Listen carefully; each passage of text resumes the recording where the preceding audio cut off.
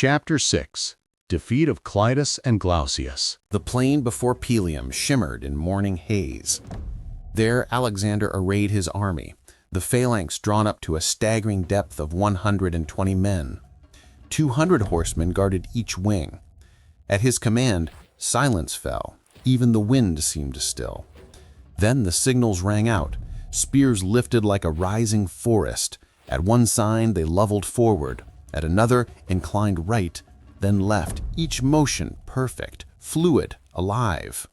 Again and again Alexander shifted the ranks, driving them into motion, first the right, then the left, until the entire host moved like a single breathing creature of bronze. At last he gave the final signal. The ranks surged into a wedge, spears glinting like sunlight on water, the hammer of Macedon. The Illyrians, awed by the order and speed of this living wall, broke from the first ridges and fell back in confusion. Then Alexander cried the order. The phalanx roared as one.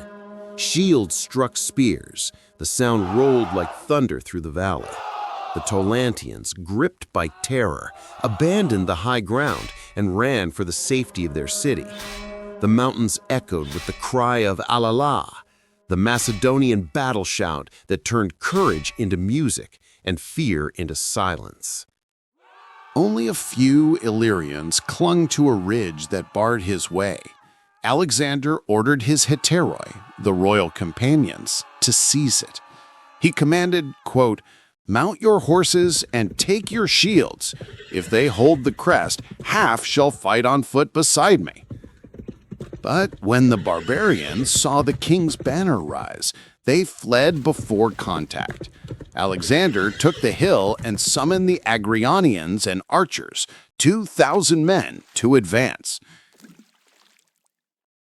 Alexander led the river crossing himself, riding in first. Behind him, Macedonian engineers unleashed a barrage from catapults, arrow throwers, and archers firing from the water, creating a deadly curtain of missiles. Intimidated by the bombardment, Glaucius' forces did not advance, allowing the Macedonian army to cross the river without losing a single man. 3 days later, scouts reported that Clitus and Glaucius were encamped carelessly, with no guards or defenses, convinced Alexander had withdrawn. Alexander seized the opportunity. Under nightfall, he recrossed the river with an elite strike force and launched a sudden assault. They killed many as they slept, and the rest fled half-armed into the dark.